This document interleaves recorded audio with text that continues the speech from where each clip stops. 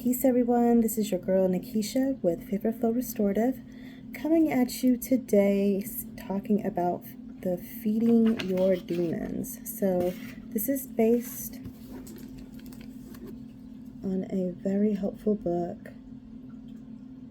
that I read that I'm actually going back to and studying again because I am on this journey too with everyone else, right? So I don't feel like we need creativity today. I just feel like we're going to clear the energy. So I'm just going to use a different, this one is a handheld bowl. So I'm going to hit it. If you have sound sensitivity, please turn down your volume in 3, 2, 1.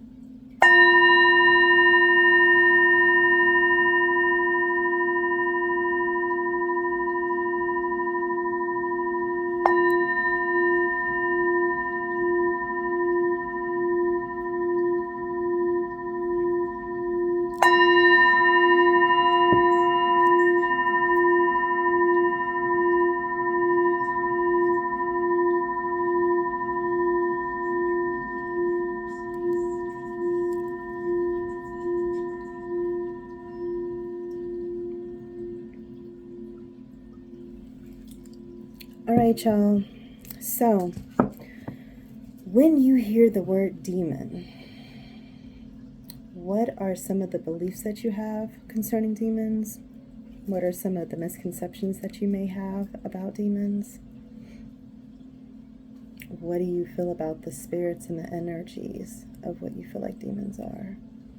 So really it just kind of starts with that. All learning starts with prior knowledge, right? So when we're talking about feeding our demons, in most perspectives and in most cases, during my journey, I have heard that we need to get away from them, we need to get rid of them, we need to fight them, we need to conquer them, right? These are the things that we're surrounded by. But the approach that we're going to be taking today takes a different approach.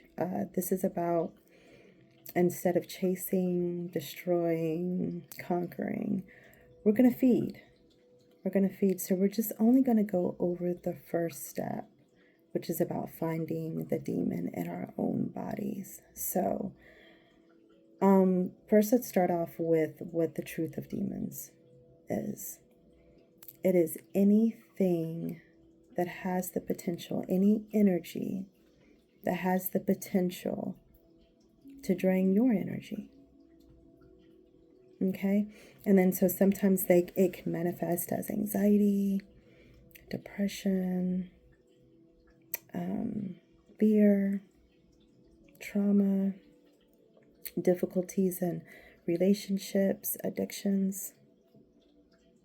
So yeah. And I can say that I can resonate with all of those things. All of those things. You know, I'm going to kind of veer off the beaten path and bring up Mary Magdalene.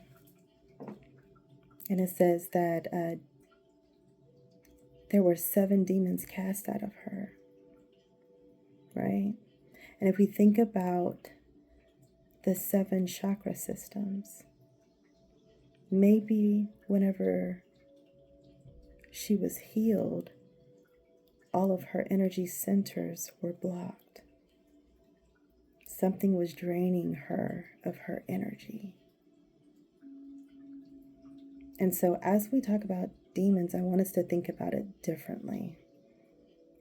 Because I think, I know that the image that sometimes I get is that the monkey on your back. You got to get the monkey off your back. But what if we think about the fact that there just may be something that's blocked, or there may be something that's being drained, so that we may not have access to all of the energy that our body creates just for us. And so really the purpose behind this meditation is to be able to find it and give it what it needs. Because again, with light comes darkness. We don't have sunny days. without nights. We don't have sunny days without rainy days. Like there has to be some type of ebb and flow, some type of give and take. We can't always be happy or always be in light or always be. There is a shadow and darkness to everything. And so as we embrace that, that is allowing us to feed whatever is hungry. Okay.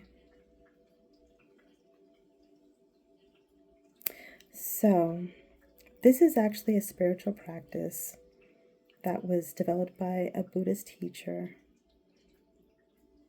Machi Lebron. I don't know if I said that right, but it's also called Chode. Okay, and it's something that became very popular because it worked for a lot of people, and I can say that it really got me through a lot of hard, situations, and it's still helpful for me today, which is why I'm sharing this with you. Okay, so it's no surprise that right now a lot of us are suffering with inner and outer struggles and things that, things that we find ourselves in. Our society is so polarizing, and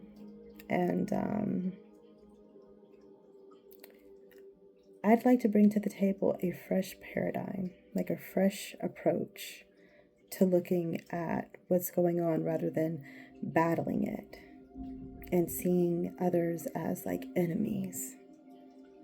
The enemy is not outside of us, it's within us. We have to make allies out of whatever is within us. Okay, so it's a way of being able to resolve conflict, because there's not always going to be a time where you may be able to make resolutions with people, situations, things outside of yourself. There are not always opportunities for that in life. And so we're not trying to chase anything or drive anything out. We're really trying to heal and resolve those conflicts that sometimes, if left unresolved, it just leads to psychological crisis. So instead of it being a crisis, we're integrating those things. Because your truth is your truth. And your truth was created as a part of your purpose. And so how do we integrate those truths to empower ourselves?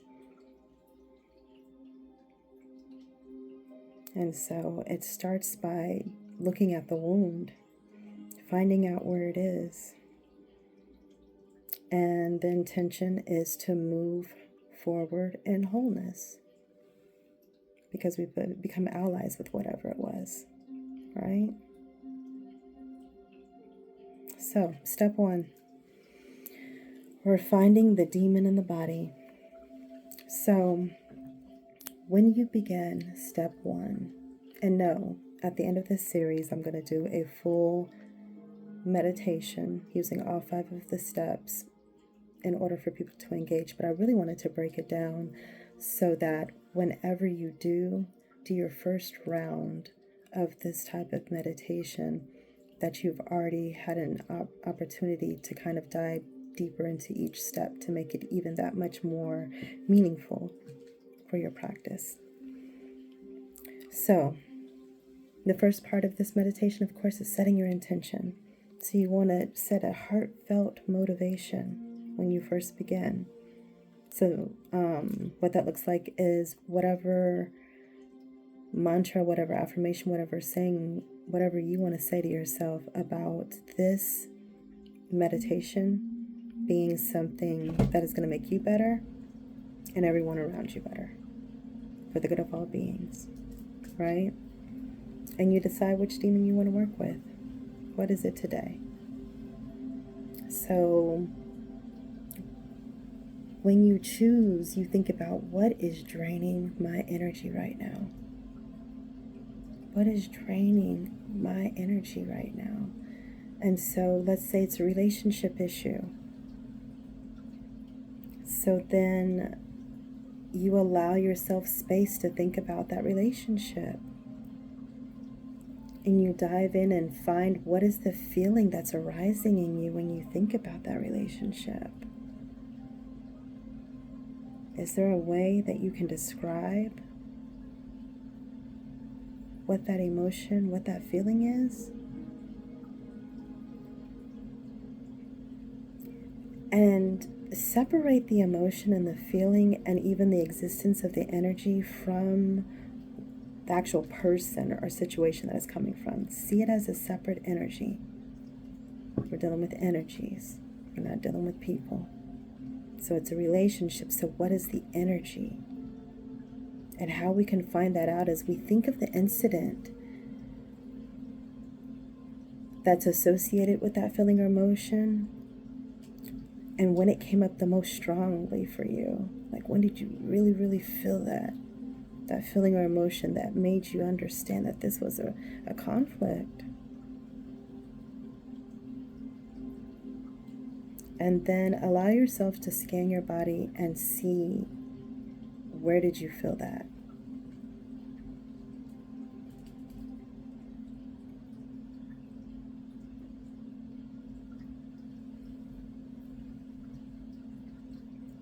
And then I invite you, once you find where it lies in the body, to just simply close your eyes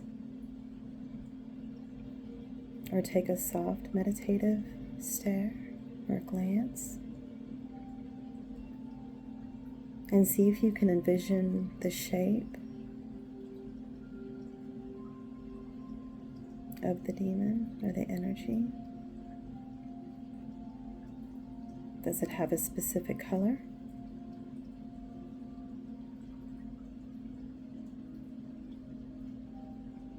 And does it have a texture?